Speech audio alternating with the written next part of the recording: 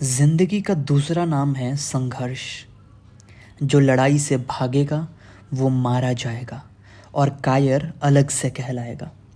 श्री कृष्ण कहते थे, लड़ाई लड़ो और सत्य के लिए लड़ो, बिना सोचे कि फल क्या होगा। तुम गलत मत करो, पर कोई गलत करे तो उसको रोको। यही है करुणा, यही है दया। सबका सोचो और जियो। जिंदगी संघर्ष है। आपको कर्म करना पड़ेगा। क्यों? क्योंकि लाइफ जो है ना भाई, ये सस्टेन नहीं करेगा अगर आप कोई कर्म नहीं करोगे तो। आपको पैसा चाहिए, यू नीड मनी। आपको संपत्ति चाहिए, आपको पैसा चाहिए ताकि आप अपने बच्चों को, आप खुद को, आप अपने परिवार को 2 या 3 वक्त का खाना दे सको। अगर आप अपने परिवार को एडिक्वेट अमाउंट ऑफ फूड नहीं दे पाओगे, उनको उतना खाना, उतना सिक्योरिटी नहीं दे पाओगे जितना नीड है इस सोसाइटी में जीने के लिए, तो आप और आपका परिवार ख़त्म हो जाएगा। तो ये सिक्योर करने के लिए कि आपका परिवार और आप सिक्योर रहें, आपको खाना मिले, आपको चीज़ें मिले, आप ज़िंदगी में पढ़ सको, आगे बढ़ सको, इतना करने के लिए आपको पैसा कमाना पड़ेगा। और वो कैसे होगा? कर्म करके। तो वो एक संघर्ष है। मनुष्य के स्तर पे या जानवरों के स्तर पे ये पहला संघर्ष होता है कि जीने के लिए काम करना है। इतना काम तो करना ही पड़ेगा ताकि आप अपने घर पे खाना ला सको, घर दे सको, कपड़ा दे सको। फिर इसके बाद आता है कि आप निकलो समाज में, आप कुछ ऐसा क्रिएट करो जिससे लोगों का भलाई हो। समझ रहे हो आप? बहुत लोग सिक्योरिटी खोजते हैं, बहुत लोग कंफर्ट खोजते हैं और इसी पहले स्टेज पे रह जाते हैं, जहाँ पे वो बस नौकरी करने में, जहाँ पे वो बस पैसा कमाने में, अपने परिवार को चीज़ें इकट्ठा करके देने में और अपनी ज़िंदगी में कोई रिस्क ना लेने में ही रह जाते हैं। वो अपना पूरा ज़िंदगी ख़त्म कर लेते हैं सिर्फ इतने में ही। डर डर के वो जीवन जीते हैं, लोगों से दब के जीते हैं, गलत होते हुए देखते हैं, फिर भी कुछ एक्शन नहीं लेते। क्यों? क्योंकि वो इस चीज़ को डिस्टर्ब नहीं करना चाहते हैं। वो इसको डिस्टर्ब नहीं करना चाहते हैं कि उनके परिवार को कुछ हो ना जाए। वो अपने नौकरी नहीं गंवाना चाहते, उनको पैसा का नीड है ताकि उनका परिवार चलते रहे। बट जो इंसान इसके ऊपर नहीं उठेगा वो ज़िंदगी के दूसरे स्तर पे नहीं जा पाएगा, जहाँ पे वो कुछ क्रिएट करता है, जहाँ पे वो कुछ करता है ऐसा जिससे मनुष्यता का, जिससे इस संसार का कुछ भला होता है। ऐसा नहीं है कि वो भला करने के लिए करता है, वो इसलिए करता है क्योंकि वो समझता है कि ये मेरा रिस्पॉन्सिबिलिटी है, ये मुझे करना है, ये मुझे करना पड़ेगा। मैं नहीं करूँगा तो कोई नहीं करेगा, इसीलिए मुझे करना है। वो कोई भलाई नहीं कर रहा है, वो किसी के ऊपर उपकार नहीं कर रहा है ये करके, कुछ क्रिएट करके या किसी का भला करके।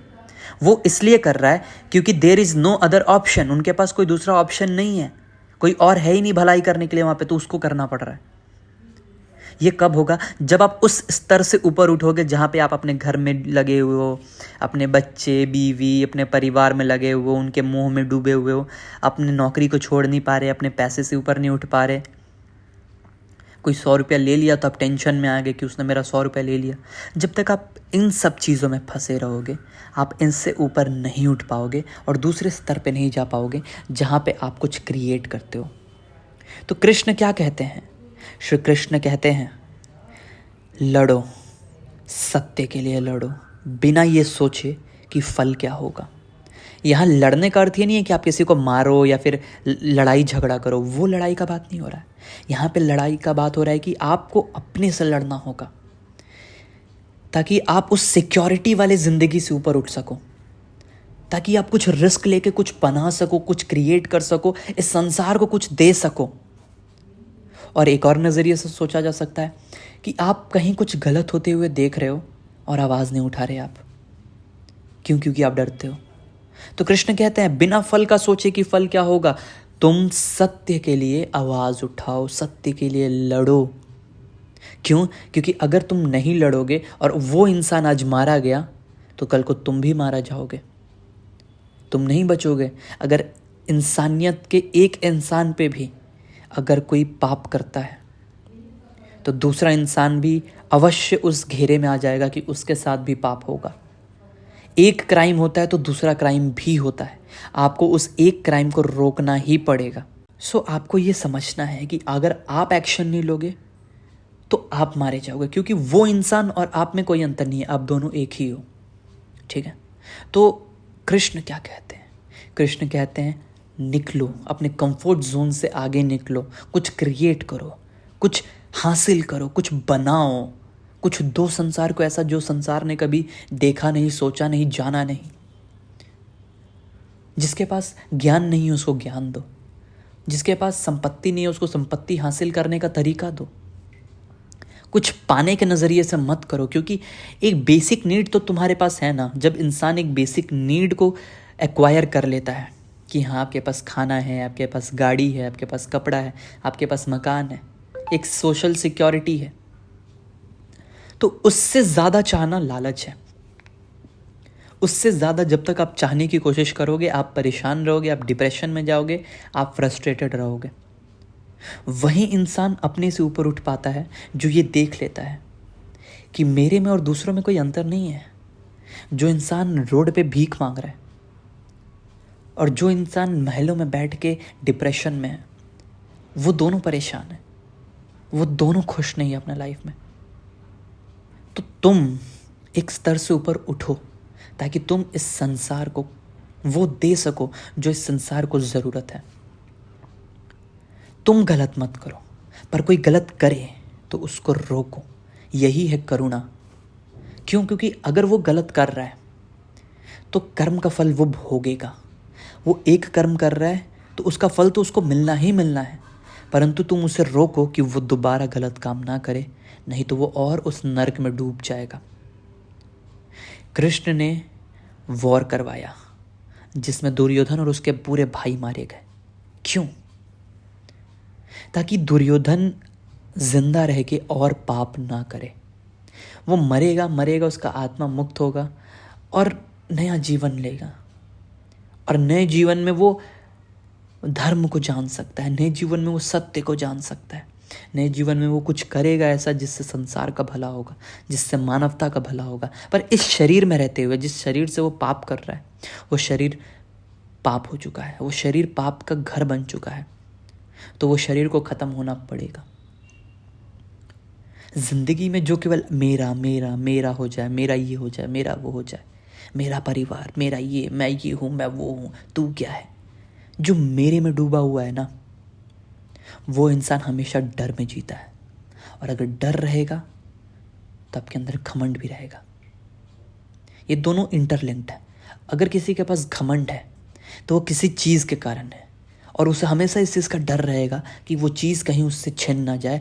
क्यों? क्योंकि अगर वो चीज़ उससे छिन गया तो उसका घमंड चला जाएगा। तो घमंड है तो डर भी है, और अगर किसी को डर है तो घमंड भी होगा। इससे आप कैसे उठोगे ऊपर? डर से, घमंड से, लालच से। जब आप ये देख लोगे कि हाँ एक बेसिक नीड के लिए मुझे काम करना है, वो बेसिक नीड मुझे मिल चुका है, मेरा परिवार स्टेबल है, नाउ अब मुझे कुछ रिस्क लेना पड़ेगा, अब मुझे इससे ऊपर जाना पड़ेगा। ये इंसानियत, ये जीवन मुझे क्यों मिला है? सिर्फ इसलिए कि मैं खाऊं, पीऊं, भोगूं, बच्चा पैदा करूं, मर जाऊं? ये तो जानवर भी कर रहा है। मुझे ये इंसानी जीवन क्यों मिला है? मुझे ये बुद्धि क्यों मिला है जिससे मैं सोच पाता हूं, समझ पाता हूं? कोई तो मकसद होगा इस बुद्धि का मिलने का।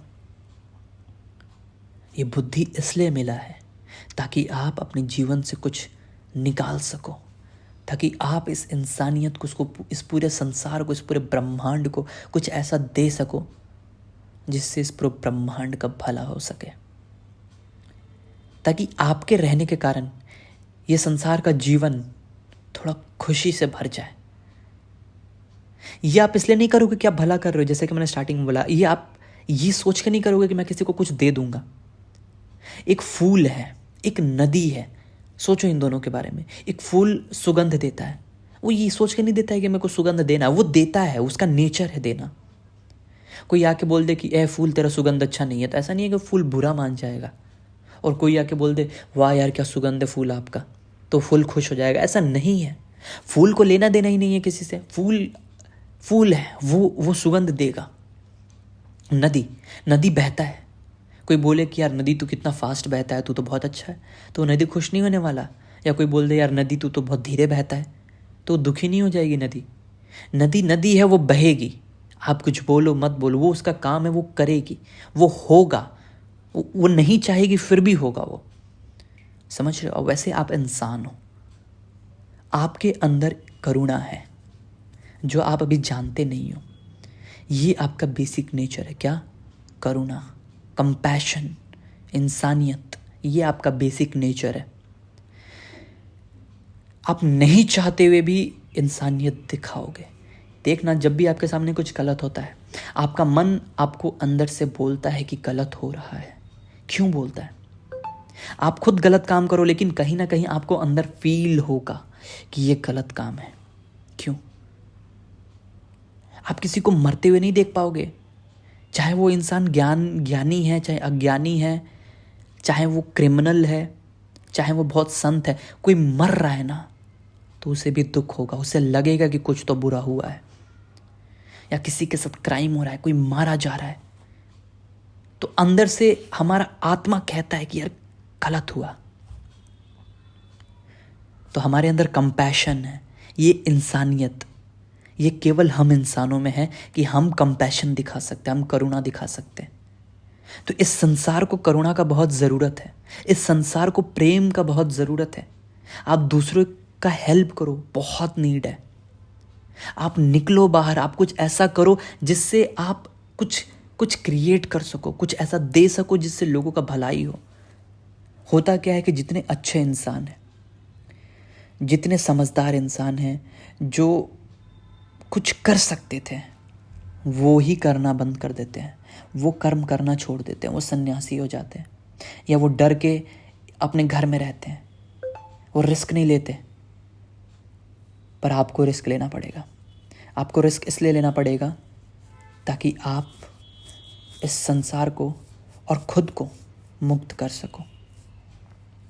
श्री कृष्ण ने भी अपने जीवन में बहुत रिस्क लिया, जबकि उनके पास बहुत कुछ था।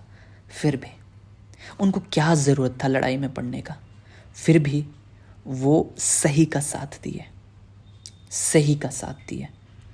वैसे ही आपको भी सही का साथ देना होगा। और ये कब होगा? जब आप बेसिक चीज़ें एक्वायर करके उससे ऊपर उठ जाएंगे, तब होगा।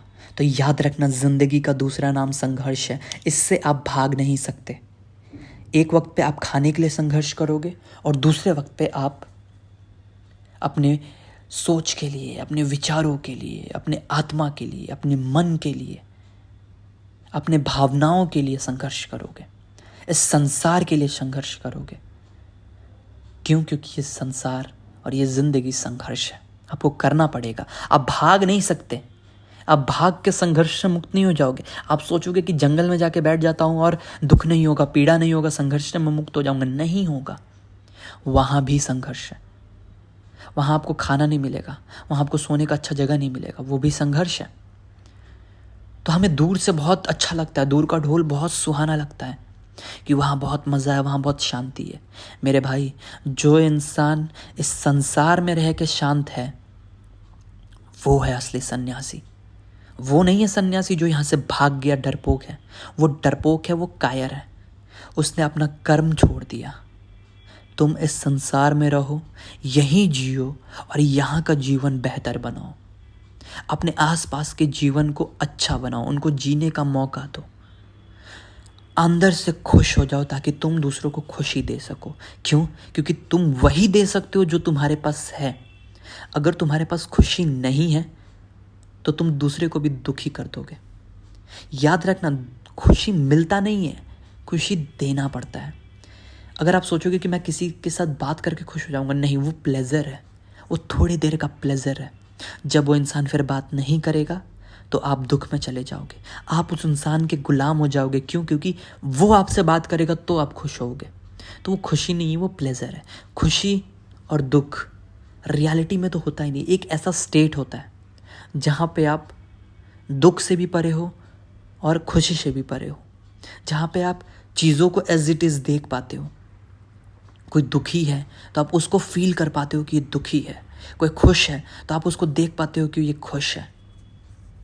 तो ऐसे में आप किसी के दुख से आप दुखी नहीं होते, ऐसे में आप किसी के खुशी से आप खुश नहीं होते।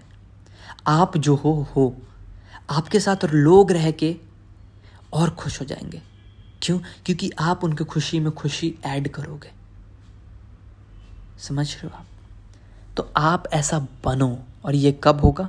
जब आप एक लेवल से ऊपर उठोगे, जब आप रिस्क लोगे, जब आप अपने जीवन में ये घर परिवार, ये खाना पीना, ये बाल बच्चा, इन सब से ऊपर उठोगे। इसका अर्थ ये नहीं कि आप इन्हें छोड़ दो। आप अपना कर्म करोगे, आप अपना फर्ज निभाओगे इनको अच्छा जीवन देने का, परंतु आप मोह में नहीं रहोगे कि इनको अच्छा जीवन हर कीमत पे देना ही है। ऐसा नहीं हो सकता है। अगर आपकी बीवी आपसे दुखी है तो आप उसे खुश नहीं कर सकते जब तक वो खुश ना होना चाहे। आप किसी को खुश नहीं कर सकते। आप केवल स्वयं को देख सकते हो कि आप शांत रहो। वो परेशान है तो आप शांत रहो। वो दुखी है, आप शांत रहो। आप सिर्फ इतना कर सकते हो, आप उसको शांत नहीं कर सकते। तो याद रखना, इस मोह से ऊपर उठो और सबके बारे में सोचो। ऐसा सोचो कि ये संसार आपका परिवार है और हर मनुष्य आप ही हो। हर आत्मा एक ही है, कोई अलग नहीं है। और जब आप इस लेवल पे जाओगे तो आप कुछ बड़े मकसद के लिए जियोगे।